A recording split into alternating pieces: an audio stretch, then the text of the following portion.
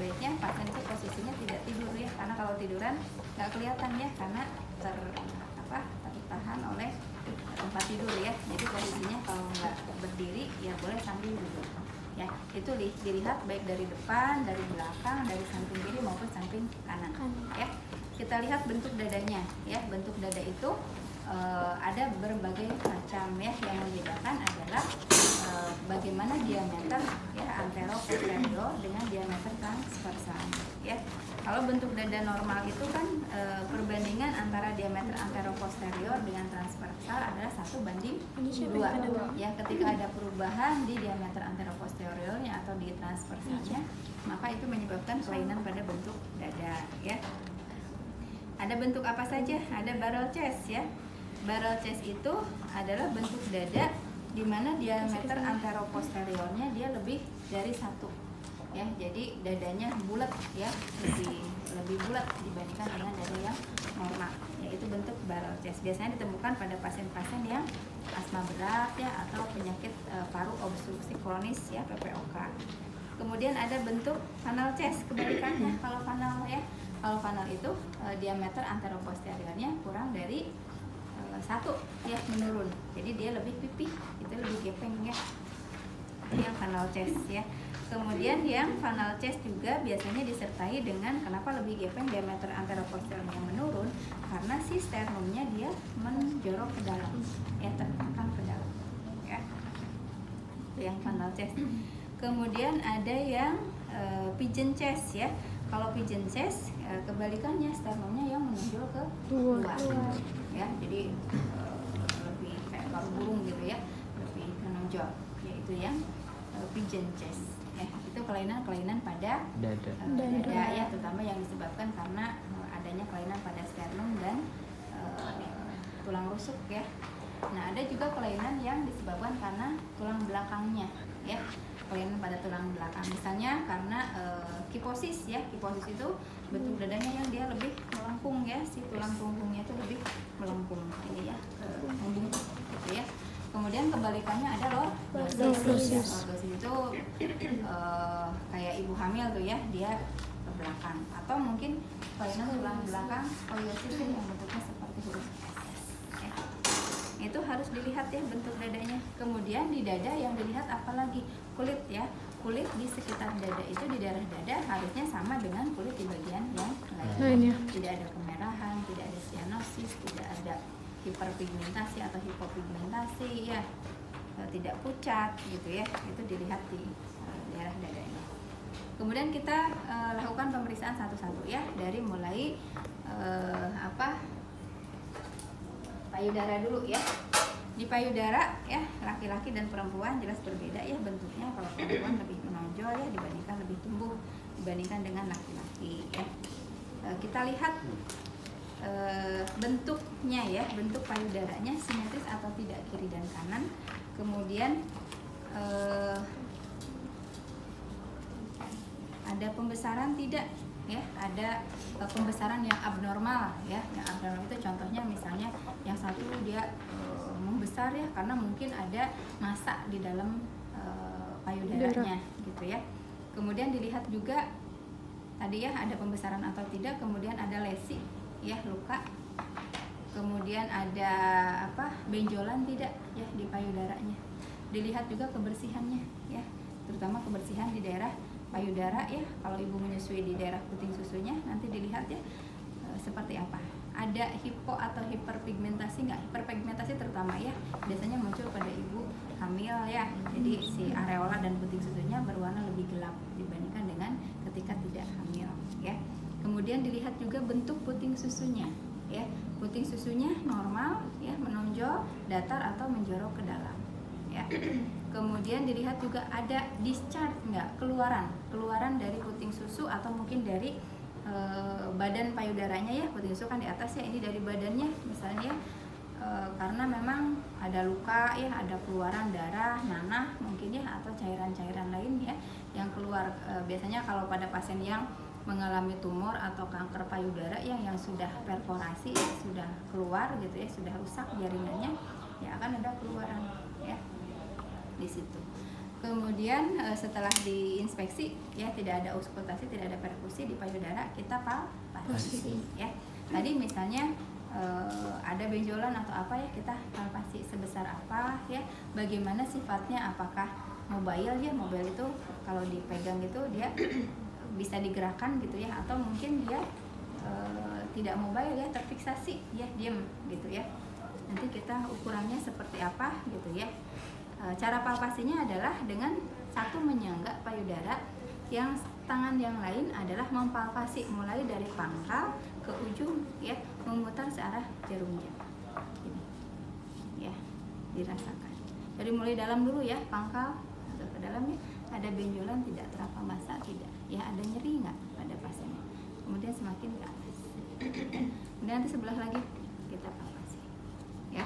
Kalau misalnya ada keluaran kelihatan ya, kita pastikan ya keluarannya apa gitu ya. Kita regangkan dulu areolanya ya, kemudian dipijit areolanya, jangan putingnya aja karena sakit ya kalau hanya putingnya saja yang dipijit. Jadi dari areolanya nanti yang keluarnya apa gitu ya, apakah ASI ya, darah, mungkin nanah atau apa ya, tergantung dari di dalamnya ada apa. Oke, kemudian kita inspeksi untuk daerah dada untuk melihat ada masalah, ada kelainan apa dengan jantungnya ya. Yang dilihat adalah di mana letak ictus cordisnya ya. Ictus cordis itu adalah pulsasi denyutan jantung membentur dinding dada ya. Kelihatan nggak ya? Harusnya kan tidak kelihatan ya, kita nggak bisa ngelihat nih denyutan jantung seperti apa. Bisa terlihat ya ictus cordisnya itu di pada pasien-pasien yang mungkin kurus gitu ya, sehingga kelihatan ya denyutannya, atau juga pada pasien-pasien yang mengalami pembesaran atau kardiomegali ya, pembesaran jantung. Kita lihat ictus cordisnya di mana. Normalnya kalau jantung itu bagian puncak jantung atau apex jantungnya berada di perpotongan garis tengah clavikula atau mid clavikula ya, dengan intercostalis 5 ya, ICS 1, 2, 3, 4, 5. Nah, di sini di puting susu. Ya. Di situ kalau kelihatan ya. Kalau misalnya dia di bawah kelihatannya lebih dari ICS 5, ya kemungkinan tadi jantungnya memang membesar. Ya, kalau membesar itu kan dia bertambah ke bawah, bertambah juga ke depan ya, sehingga kalau membesar ke depan itu dia lebih mendekati dinding dada, makanya denyutannya begitu terlihat ya, kelihatan gitu ya, kan tadi jantungnya membesar. Kemudian dilihat juga dari letak sternum ya, tulang sternum itu kan normalnya di tengah ya.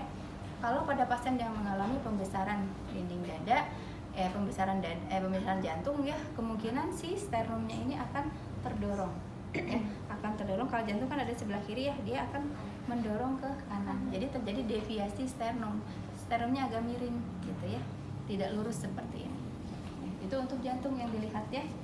Kemudian auskultasi ya, auskultasi adalah bagaimana auskultasi jantung adalah mendengarkan bunyi-bunyi jantung, terutama bunyi jantung normalnya S1 dan S2. Ada bunyi tambahan nggak S3, S4 gitu ya. Di mana? Di area katup jantung ya. Ada di mana katup jantung itu? Ada katupnya, ada pulmonal, ada aorta, ada trikuspid dan bikuspid. Letaknya di mana kalau aorta? Aorta itu di sebelah kanan. Ya, ada di ICS 2 ya, intercostalis. Nah, ini intercostalis itu ruang antar kosta ya. Jadi ruang sela iga ya. ICS 1 berarti ruang di antara iga 1 dengan iga 2 ya, di sini ya. Karena iga satunya ada ke belakang ya, muternya nggak keraba iga 1. Jadi begitu meraba tulang klavikula, pas turun ini langsung ICS 1. Ya, karena iga satunya nggak keraba, dia ada di belakang tulang klavikula ini iga 1 ya. Jadi begitu ini cekungan tulang ya, begitu turun langsung ICS 1. Ada tulang lagi nanti ICS 2 ya, jadi gini ICS 1 ya, ICS 1 diraba tulang, nanti ke sini ICS 2 ya, raba tulang lagi ICS 3, terus seperti itu ya. Nah, letak katup aorta itu ada di ICS 2, kurang lebih 1 atau 2 jari di sebelah kanan dari sternum di sini ya. Karakteristiknya gimana antara bunyi S1 dengan S2? Bunyi jantung S1 dup gitu ya, lebih jelas dibandingkan dengan bunyi jantung S2. Kan sudah dijelasin ya bagaimana timbulnya bunyi jantung S1 dan S2 dari penutupan keempat katup tersebut ya. Kalau S2 itu dihasilkan dari penutupan katup aorta dan pulmonal. Ya, makanya di daerah katup aorta bunyi jantung S2-nya lebih jelas. Jadi lup dup gitu ya.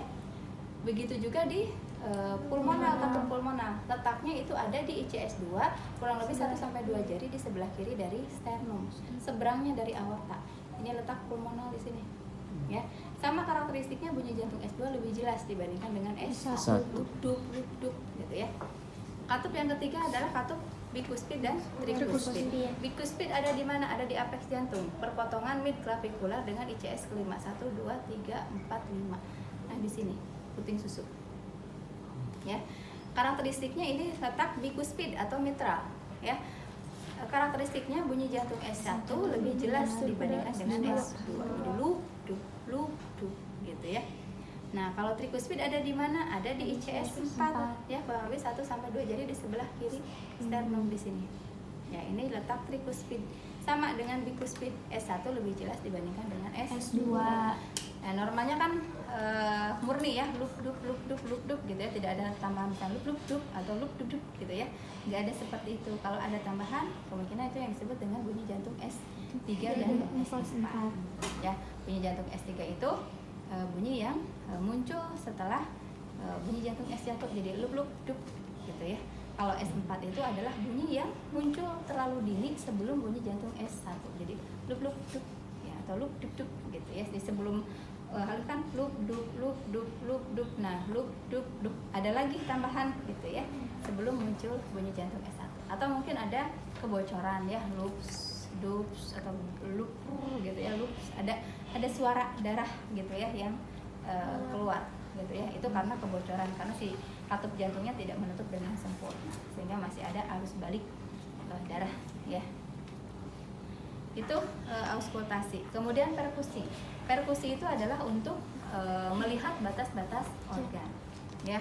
Kalau di jantung tadi ya organnya ada di sebelah kiri, ada jantung ya, ada paru-paru, kemudian mulai ICS 2, 3, 4 sampai ICS 5 ada jantung.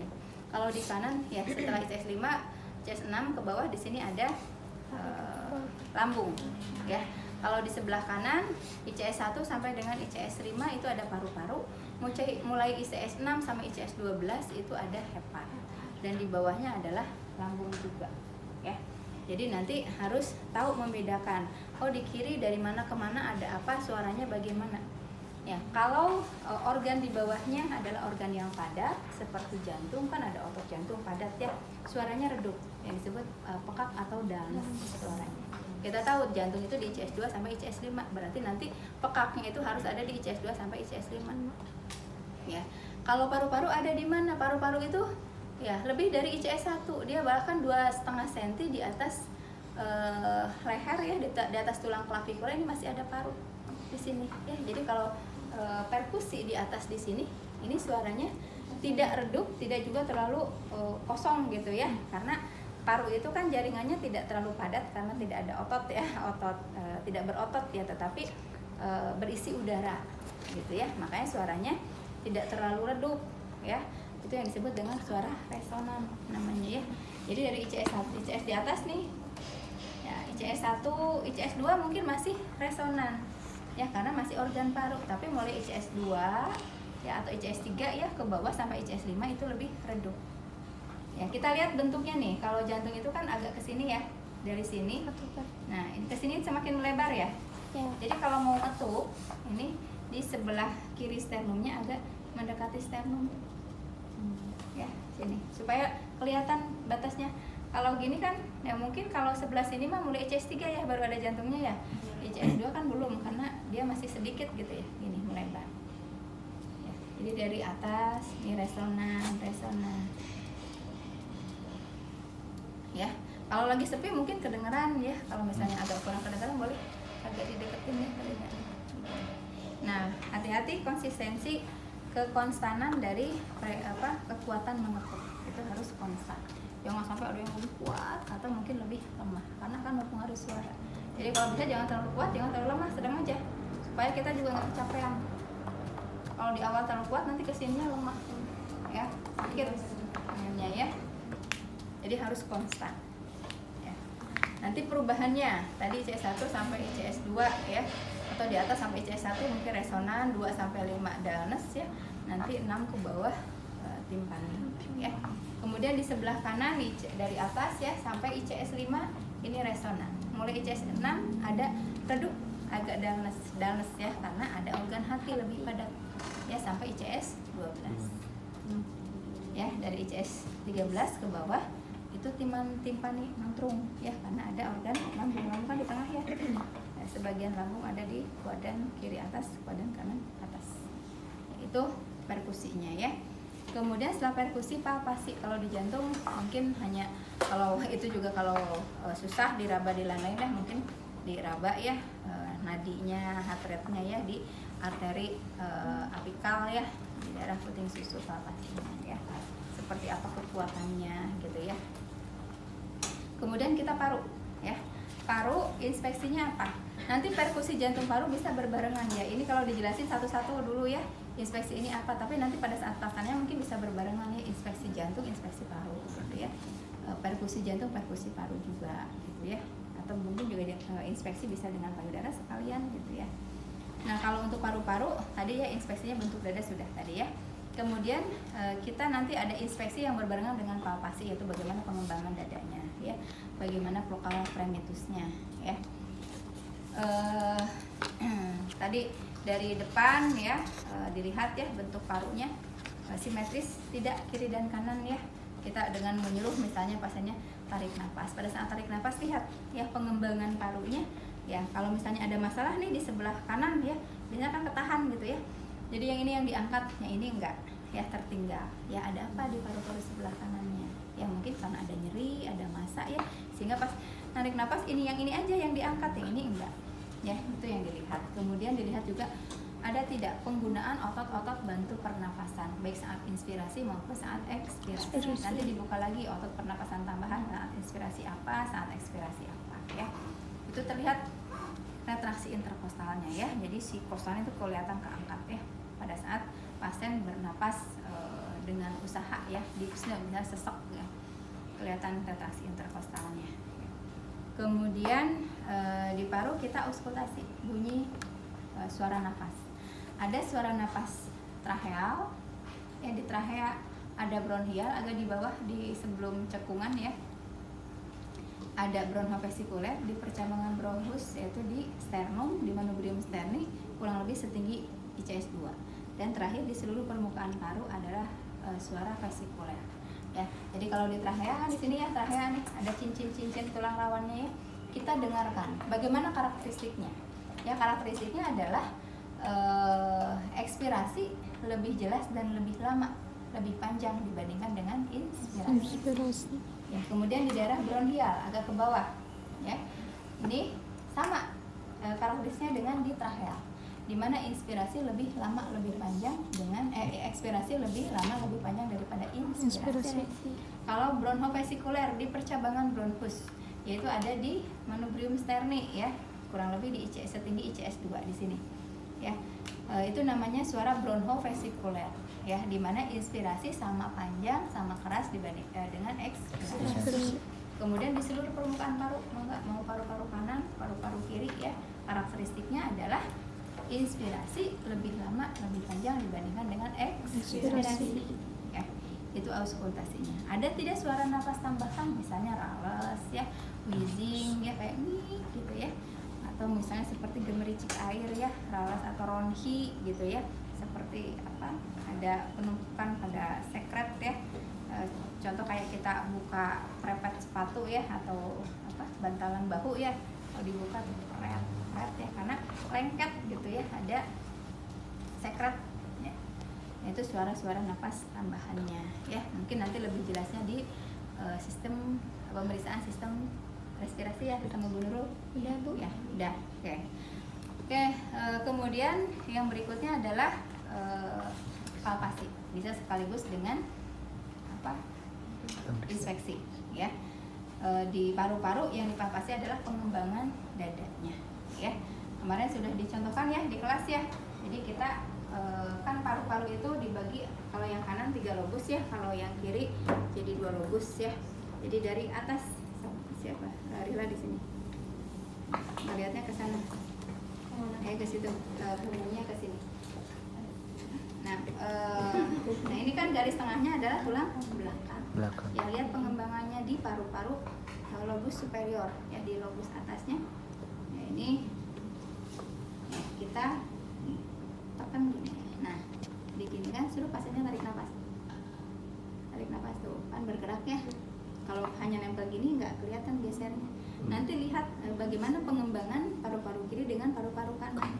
Harusnya kan menggesernya kalau mengembangnya simetris ya, sama gitu ya. Ini menggesernya sama jauh. Ya, kemudian di lobus medial, kemudian di lobus inferior. Ya sama seperti begini kan suruh tarik nafas ya. Lihat pengembangan dadanya. Kemudian kita lihat bagaimana hantaran perambatan udara ya di paru-paru kiri maupun paru-paru kanan dengan mengkaji vokal primitus. Pasiennya disuruh bilang 77. So, 77. Yang agak keras 77 gitu ya. Nanti rasakan bagaimana getaran ya di paru-paru kiri maupun paru-paru kanan. Normalnya kan harusnya seimbang sama ya. Terasa getarannya sama ya. Ada mungkin yang lebih kuat atau mungkin lebih lemah. Nanti ada apa tuh di situ, baru nanti dilakukan pemeriksaan diagnostik yang lebih detail lagi ya untuk memastikan ada apa di paru-paru kiri, sehingga tadi mungkin ya tidak simetris ya, bagaimana hantaran udaranya ya. Oke, itu untuk paru-paru ya. Kemudian kita abdomen, kita tutup lagi ininya ya, kita langsung ke abdomen ya. Kita inspeksi ya abdomennya dari mulai warna kulitnya ya, normalnya harusnya sama warna kulit dengan bagian tubuh lainnya. Kemudian bentuk abdomennya ya, kalau abdomen kan cenderung rata ya, atau sedikit cembung kalau memang pasiennya habis makan ya, atau misalnya kalau lama nih nggak makan mungkin cekung gitu ya. Ada bentuk-bentuk yang tidak normal, misalnya terlalu cembung ya, cembungnya itu kelihatan penuh atau apa ya, misalnya ada perut yang cembung ya karena ada penumpukan cairan yang disebut dengan asites. Ya, biasanya berbeda ya ketika pasiennya berdiri, ini cembungnya kayak nonjol ke depan ya, tapi pas tidur ya agak melebar ya, karena kan sifat air itu dia akan mencari tempat yang lebih rendah ya, lebar gitu ya. Nanti kita pastikan dengan palpasi ya, digoyangkan. Ini yang tergoyangkannya bedak padat di dalamnya atau cair gitu ya, nanti dilihat. Kemudian mungkin bentuk cembung juga karena mungkin ada penumpukan gas ya, karena kembung ya. Nanti kita pastikan isinya apa, kok bentuknya cembung gitu ya, ada apa dengan perkusi nanti ya, apakah isinya udara, benda padat, atau mungkin tadi cairan ya. Nah, kemudian dilihat juga ada luka, lesi, striae mungkin ya, ada benjolan tidak ya, itu diperhatikan. Setelah dilihat umbilikusnya juga ya, ada tidak hernia umbilikal atau dosol ya, kita perhatikan. Kemudian setelah dilihat ya, diinspeksi, kemudian diauskultasi di semua kuadran abdomen ya. Kemarin sudah disampaikan, maka mau dibagi 4 ya melalui pusat atau mau dibagi 9 ya, lebih gampang yang dibagi 4 ya, tidak harus banyak menghafal daerahnya ya. Ada kuadran kanan atas, kiri atas, kanan bawah, kiri bawah ya. Kita dengerin ya bising usus di masing-masing kuadran ya selama 1 menit penuh ya. Nanti akan ada bunyi muncul ya sampai hilang. Nah, itu baru dihitung 1 kali ya, sampai hilang gitu ya. Nanti muncul lagi 2 gitu ya. Nanti semua kuadran. Normalnya berapa bising usus? 5 sampai 12 kali per menit ya. Kemudian setelah diauskultasi kita perkusi. Kita perkusi semua kuadran. Kita tahu di kuadran kanan atas ada lambung gitu ya. Kemungkinan di bagian atas ini suaranya ada timpani ya. Kiri atas juga ya, timpani. Kemudian kita di bawah itu kan ada usus ya, dia agak lebih padat ya, di sini. Jadi lebih redup suaranya ya. Ketika ada penumpukan gas ya, nanti lebih mentrung lagi, lebih nyaring ya. Setelah diperkusi, kemudian kita palpasi ya. Yang dipalpasi di sebelah kanan itu kita palpasi hepar. Ada tidak pembesaran pada hepar atau hepatomegali? Di kuadran kiri atas ya, di sini kita palpasi limpa. ada tidak pembesaran pada limpa ya. Biasanya kalau limpanya membesar ditemukan pada pasien-pasien yang mengalami infeksi kronis gitu ya. Kemudian di bagian bawah ya, di kanan bawah ini ada ginjal ya, di kiri bawah juga ada ginjal ya, di kanan bawah ada appendix juga ya, di tengah-tengah di sini ada kandung kemih ya. Kita palpasi HEPA di kuadran kanan atas ya. Palpasinya perhatikan alasnya harus keras gitu ya. Kalau tidak kita bisa dialasi dengan tangan kita ya. Tangan kita simpan di bawah ya. Kita palpasi ke arah arcus costa atau lengkung costa dan ke arah processus xiphoideus ya. Jadi dari pusar mengarah ke sini. Nah, nanti terabanya hepar ini berapa senti di bawah arcus costa, BAC ya, bawah arcus costa. Dan kita raba ke atas, berapa senti teraba di bawah processus xiphoideus atau BPX ya. Normalnya tidak teraba kalau hepar tidak membesar ya. Kita palpasi, agak palpasi dalam ya. Nih ya, raba tadi ke arcus costa, keraba nggak ada ganjalan massa, ada massa di dalam ya. Kalau teraba kira-kira berapa senti ya, nanti diperkirakan itu dianggap ada pembesaran atau tidak. Biasanya 1-2 cm dianggap tidak ada pembesaran ya. Kalau lebih itu baru ya, normalnya sih tidak teraba gitu ya. Nanti ke atas berapa senti di bawah arcus costa, berapa senti di bawah processus xiphoideus, normalnya tidak teraba gitu ya. Kemudian di sebelah kiri juga ya ada limpa, tadi sama ya, boleh kita mainnya di sini ya, kita raba dari sini atau kita pindah ke sebelah sana ya. Normalnya tidak ada massa yang teraba ya, tidak ada pembesaran limpa. Kemudian di tengah di sini ada kandung kemih ya, kita raba. Ada distensi kandung kemih enggak? Misalnya karena pasiennya nggak bisa kencing ya, sehingga kandung kemihnya penuh ya, tertahan, kita raba, ada tidak. Kemudian di ginjal ya, kita dari bawah tekan juga ya, normalnya tidak teraba baik ginjal kiri maupun ginjal kanan. Di sini juga ada, tadi ada appendix ya, kita cek ada nyeri lepas, nyeri tekan nggak. Nyeri tekan itu ketika ditekan dia nyeri, kalau nyeri lepas ketika ditekan tidak nyeri, pas dilepas nyeri ya. Itu ciri khas ya kalau pasien ada peradangan pada appendix ya, appendicitis ya. Kemudian yang sebelah sini juga sama ya, normalnya tidak teraba. Itu di abdomen. Nah, setelah abdomen ya, kita tutup bagian abdomen, kita lanjut ke ekstremitas ya. Kita ekstremitas atas dulu ya. Kita lihat ya, bentuknya normal atau tidak, simetris atau tidak, coba luruskan ya, sama enggak tangannya, panjang-panjangnya bentuknya sama tidak ya. Kemudian dilihat juga kulit ya, di tangannya warnanya seperti apa, di ujung-ujung jarinya warna kulitnya bagaimana, ada tidak sianosis pada pasien yang kekurangan oksigen ya, yang kedinginan gitu ya, itu diperhatikan. Kemudian dilihat juga ada luka, ada pesti, ada udem atau tidak ya di ekstremitasnya, ekstremitas atas. Kemudian kita raba juga ya, ada nyeri tekan tidak ya. Kemudian diraba juga massa ototnya, ada nggak massa ototnya ya, mengecil tidak gitu ya, diraba. Kemudian sambil diraba juga bagaimana tekstur kulitnya, bagaimana suhunya, bagaimana kelembabannya ya. Namanya kan lembab ya, tidak kering, tidak juga terlalu basah ya, suhunya suhu normal ya, tidak panas atau tidak kedinginan, tidak dingin kiri dan kanan ya. Kemudian kita cek ya, ini tadi ya jumlah jari-jarinya normal tidak, ada tidak penambahan polidaktil atau mungkin ada sindaktili ya, ada selaputnya ya. Kemudian dicek juga mungkin kalau bengkak ya, cek ya derajat berapa udirnya ya. Kemudian turgornya ya dicek, normalnya dalam 3 detik kembali ya. Kemudian dilihat juga ada clubbing pinjer, kalau misalnya tadi di awal ya pada saat pemeriksaan keadaan umum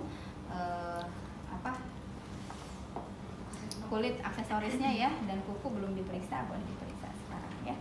Kemudian warna kuku, teksturnya ya, warnanya harusnya transparan, teksturnya halus ya. Kemudian ada tidak clubbing pinjer ya, diperhatikan. Papillary refill time ya, dicek, dipijit ya. Kemudian lepas ya, kembali memerahnya kurang dari 3 detik atau lebih dari 3 detik ya. Nanti kiri kanan diperhatikan ya, dicek, dikaji semuanya. Kemudian di ekstremitas juga, ekstremitas atas kita kaji kekuatan ototnya ya.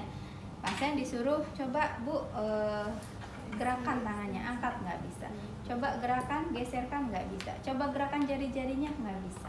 Ya, coba ininya dikontraksikan nggak bisa juga. Ya, berarti nilainya 0. Ya. Kemudian kalau misalnya dia nggak bisa digeser, nggak bisa digerak-gerakan ya, tetapi masih bisa dikontraksikan. Ya, kadang digerakkan ininya bisa ya. Ini bisa diraba nih. Coba Bu kencangkan ototnya. Raba keras, mengeras ya. Kemudian di gini tangannya masih bisa tapi nggak bisa digeser, itu nilainya 1. Ya. Kalau bisa digerakkan ya, kemudian coba digeser bisa ya. Tetapi diangkat dia nggak bisa. Berarti nilainya 2. Ya, kalau 3 bisa digeser, bisa diangkat tapi nggak bisa lama ya, dia turun lagi. Nilainya 3. Ya, kalau 4 bisa digeser, bisa diangkat, tahan, dia bisa nahan, tapi ketika disuruh melawan dia nggak bisa. Ya, itu nilainya 4. Kalau misalnya dia mampu melawan, berarti nilainya 5. Nanti dicek kiri dan kanan. Ya. Kemudian di lengan, di ekstremitas atas ada refleks yang harus dikaji. Ada refleks brachioradialis, ada refleks bicep, dan ada refleks triceps. Ya. Kemudian di ekstremitas atas juga kita mengkaji lingkar lengan dan untuk melihat status nutrisi ya, dan TSF ya, triceps skin fold. Ya, kita ukur ya, ininya itu dari tulang acromion ke olecranon. Ya, ini acromion ke olecranon, tulang sikuk ya. Kita ukur dari sini ya. Jadi lihat berapa senti dibagi 2. Ya, ini 32. Berarti berapa? 16. Ya, kita sampai dengan 16 ya. Kita lingkarkan kemudian kita ukur. Ya, ada nilai normalnya ya di situ ya. Berapa dikatakan gizinya normal. Ya, lingkar lengan. Kemudian triceps skin fold sama ya, diukur dibagi 2. Kemudian kita ukur tebal lipatan kulit di otot triceps. Ya, kita sing-singkan dulu nih yang ngegelambirnya ya, dipisahkan baru kita ukur pakai ini.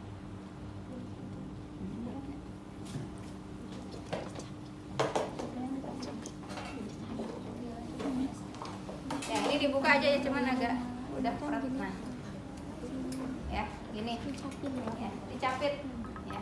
Ini yang belakang ya, dari belakang nanti dicapit pakai ini ya, diukur aja ininya sampai berapa, nanti dihitung nih berapa mili ya, berapa mili ya. Normalnya kan ada ya di PPT ya, harga normalnya untuk laki-laki berapa, untuk perempuan berapa. Nah, sekarang belajar mengkaji refleks brachioradialis, bicep dan triceps. Tok, mangga. Ini brachioradialis dulu. Segitu kan? Segitu. Tok, di sana. Belakang. Nih, Ibu. Ya. Cari di pergelangan tangan arah ibu jari. Ya, ada bagian yang kenyal. Ya, simpan tangannya serileks mungkin. Jangan ditahan, rileks. Nanti refleksnya adalah fleksi. Fleksinya bisa seluruh tangan, ya, lengan bawah, bisa hanya jari-jarinya aja. Yang ada. Rileks dulu, rileks. Cari yang kenyal. Cari yang kenyal. Iya, itu benar. Nggak gitu, Ra. Terus dulu. Coba aja. Aslamis tapi ya. Terus apa ini? Gitu, tangan sekali kan. Enggak gitu, Ra. Lihat jari aku ada yang gerak.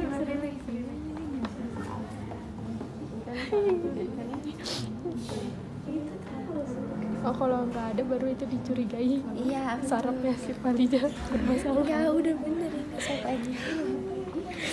Aduh. Iya kan? Tuh. Ja, kok nggak gerak? Ini video gimana? Sok, bentar. Sok. Relax ya, relax. Ya, aku relax. Apa? Atuh jar nggak usah video kan? Oh enggak. Rok atau gimana ini? Ya udahlah, bebas. Langsung ini teh apa ya? Mau berhentiin dulu tapi bisa. Jangan, nggak bisa. Ketemu nggak? Dulu. Di relax. Ini. Iya, ini kerasa. Nggak boleh bersenahan. Iya, sok. Relax ya.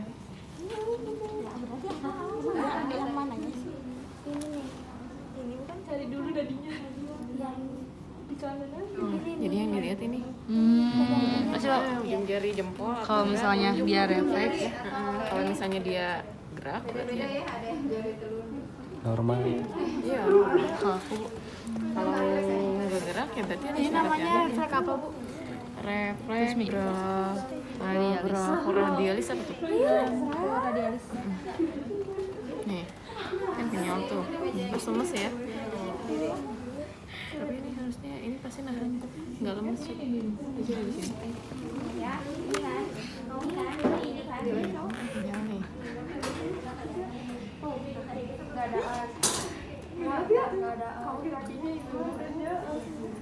Nah, ada kan? Coba ke temennya. Suka dia Mi. Oke, titiknya di mana? Yang ini ya bu. Nah, ini itu kenyal kan?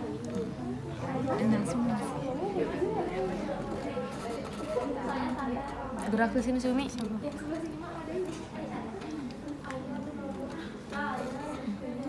Ipar mana kak? Jeda. Kumaha? Mana jeda tuh? Maju. Oh segitu. Iya. Itu bisa Iya lihat. kan? Oh aku ya aku kan. Ya aku. Ya harus ini. Ininya tuh jangan ini. Sakit. Itu sudah ada yang daftar, Pak. Ih, ingin gerak suara.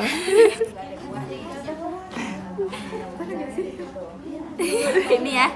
Saya nah, kan ada punya Nijara, punya Nijara kan? Ada. Coba. Walaupun nanti pelaksanaan Masa iya nggak ada sih? Nah ini, tapi tadi si Nizar ini tuh pas ditekan gini tuh langsung kayak ini. ada beda pendaftarannya atau gimana sih? Tuh, gue udah mau ke berapa kali Laura. Cuk coba belum. Apa ini si Syarif si dokter syaraf nih. Jadi baiknya gimana nih? Sakit nggak? Kamu takut nyakitin orang tahu? Nggak apa-apa Si sih. tarik kan. Biasa disakitin kok. Coba sama Nijara tuh so. Oh sama aku. Ini atuh. Mau yang kanan apa yang kiri? Di sini. Cari Pegang dulu. dulu. Aduh ini. Cari dulu si nadinya. Langsung aku udah tahu. Ya sok atuh. Yang cobain. Yang mana yang ini ya yang kayak. Enggak. Nah Di yang sini, di yang sini. ada yang Oh, cukuk gitunya. Emang di situ Jernan? Oh, bener kan di situ. Sejak masa di Itu sini? cari dulu sama Syahra. Di sini kan? Di sini. Soknya itu tekan. Emang Tuh tadi enggak tadi ada. Pas Nizar tekan tuh ada gerak sedikit, cuman pas diketuk kayaknya salah tempat ya. Ra. salah tempat. Atasnya gerak kasar. Ah iya nya nu cengkung ieu kieu tah iya mah. Lah sok henteu. Di sini nadinya teh yang kanan nggak adaan.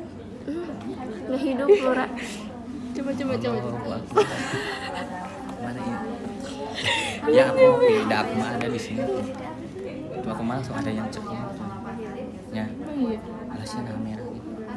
Oh, Henteu deh taman sini jarum tadi tuh alus. jadi pas itu. Bisa tuh. Berarti di sini. Di sini. Tapi nggak kerasa Jer nadinya. Enggak sok gerak Emang ketuk. harus Ketuk we ketuk gerak ketuk. Kerasa nih kerasa. Ketuk gerak punya sini Jar. 1, 2. Sini aja lu tremor bukan? Enggak tadi mah gerakan. Belum diketuk juga udah tremor sini Jar mah. Yang sini jarum ada tuh, yang aku dan si Sarah doang yang nggak ada. Tuh nggak ada. Tadi ada sama aku yang sebelah kiri. Tuh nggak ada anjing. Emang iya meren. Pinu ieu mah da aya. Ini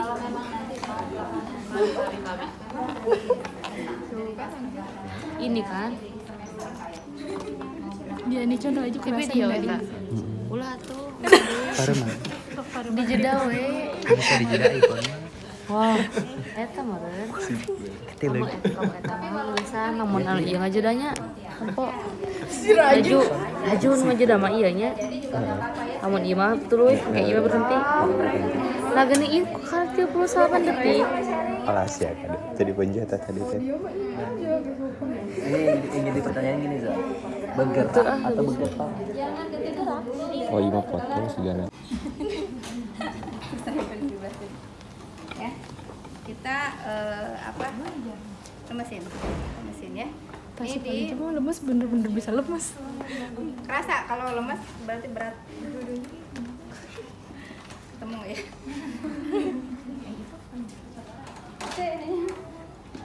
Agak maju. Lemesin. Lemesin.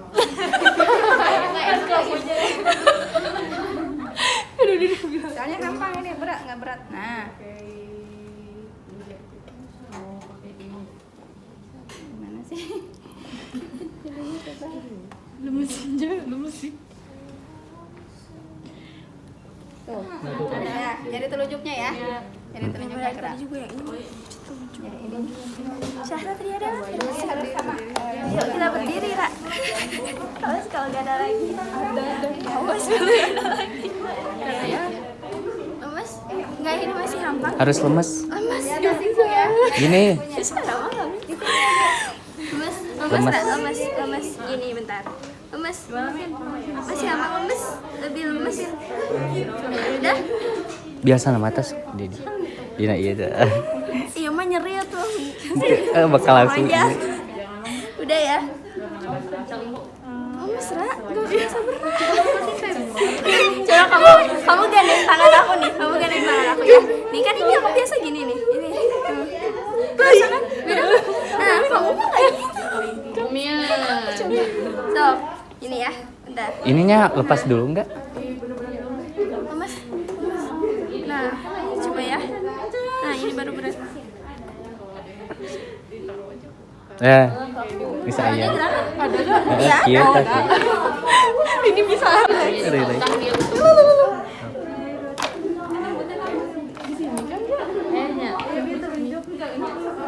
Oh di sini.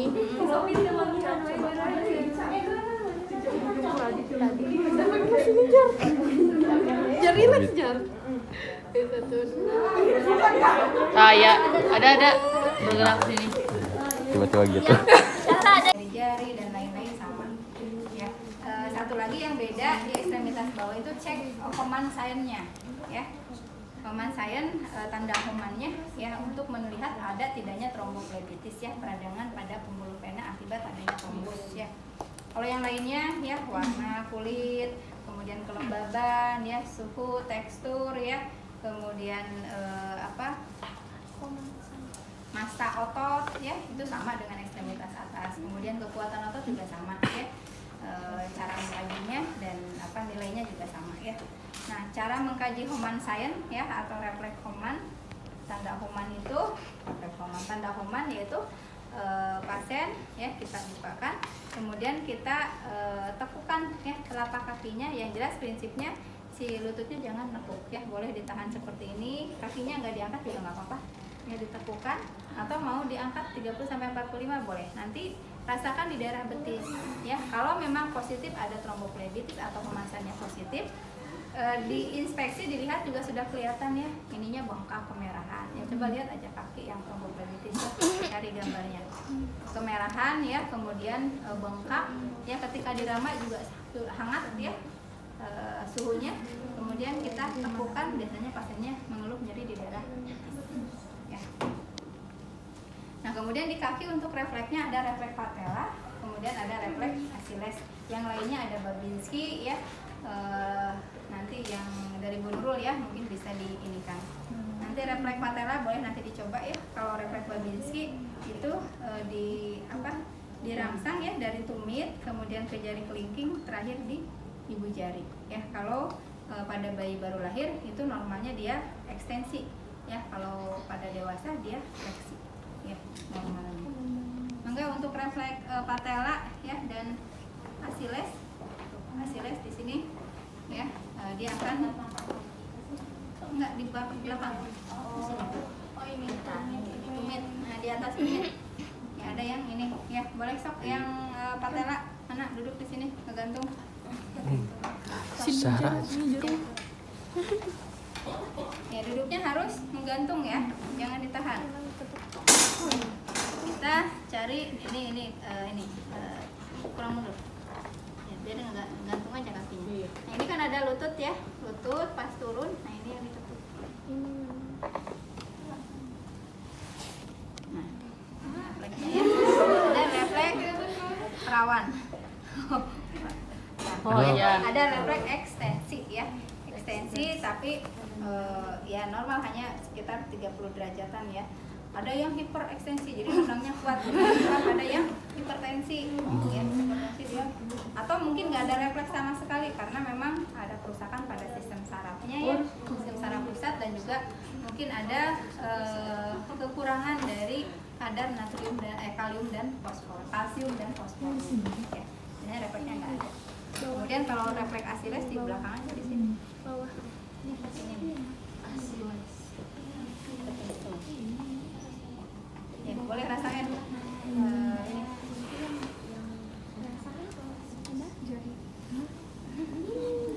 Ya, harusnya ada sama relax ya posisinya ini. Bisa misalnya nih kakinya diginikan ya. Atau kayak di gambar ya. Atau dia dibengkokkan, dibengkokkan di sini, ditimpang gini. Oh iya. Bisa berat. Ini berat tuh. Ya, bisa di sini. Ini ha. Tapi ini harus kita.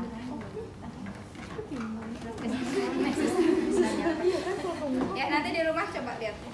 Ya dia flexi ya. Itu untuk di kaki. Ya ekstremitas, dan terakhir adalah genital. Ya, genital dikaji kalau memang ada indikasi untuk pemeriksaan ya, kalau memang dibutuhkan dan ada keluhan ya baru dilakukan. Ya, misalnya mengeluh gatal ya, cairan di genitalnya berbau, kemudian ada keluaran darah atau apa ya, kita siapkan ada perlak. Posisinya dorsal recumbens. Jadi kakinya ditekuk ya, difleksikan. Pindah tuh jar. Ya, kemudian dipasang alas. Pindah ke sana jar, gak kelihatan. Ya, kita lihat dulu bersih apa kotor ya. Kalau misalnya kotor kita bersihkan dulu pakai kapas cebok atau kapas sublimat ya. Ini kapas sublimat ya dibentuknya. Ini kapasnya di gini, kemudian digulung ya panjang seperti ini ya, dikasih cairan sublimat ya. Ambil minimal 5 ya kapasnya, kemudian siapkan bengkoknya. Kita bersihkan dulu kalau misalnya kotor ya, supaya kita lebih jelas bisa melihat daerah genitalnya ya. Cara membersihkannya, kita labia mayora dulu yang jauh dari kita, berarti sebelah kiri ya. Kita bersihkan ya mayoranya ya, mayora kiri, mayora kanan, kemudian nanti dibuka yang minora di dalam ya, minora kiri, kemudian minora kanan, terakhir dari klitoris sampai ke anus ya.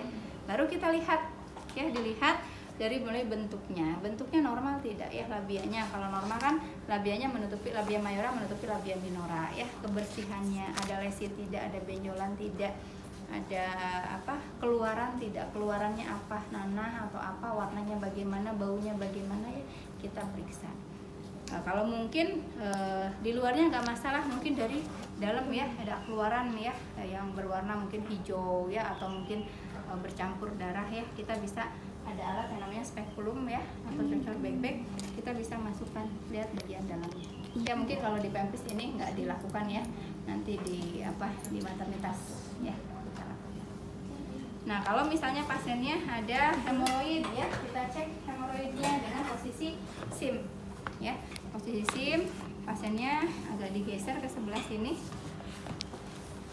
ya, karena mau dibalikan ya, digeserkan, ini lurus, kemudian ini ditekuk ya, ditempelkan ke paha yang satu ini di sini, pasiennya disuruh gitu ya. Kemudian dilihat derajat hemoroidnya ya.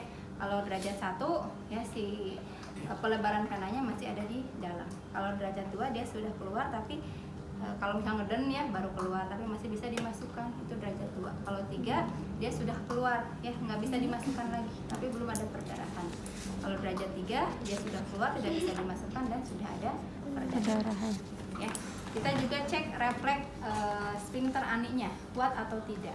Boleh kita tanyakan, Bu, kalau misalnya mau BAB masih bisa nahan nggak ya, atau kalau mau ya kita kaji aja, kita tuh sih masukkan jari kelingking ke anus, suruh dia ngegepit Ya, nanti rasakan kalau mau jepitnya kuat berarti refleks kekuatan sphincter anginnya masih bagus.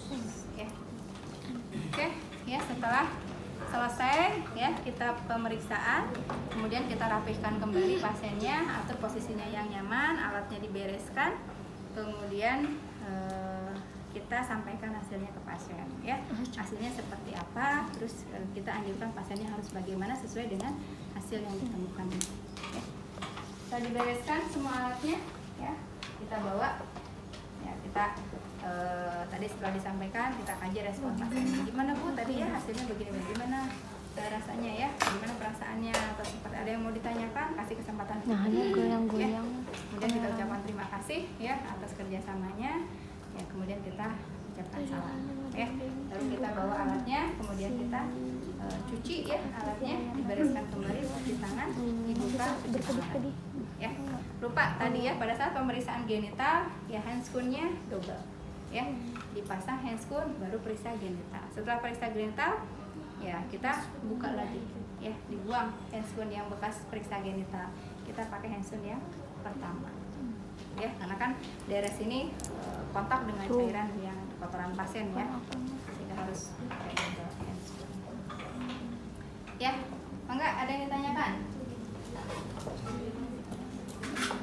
udah ini teh. Kalau tidak ada boleh tadi ya yang mau coba mencari refleks silahkan ya, sambil itu menunggu udah datang ya.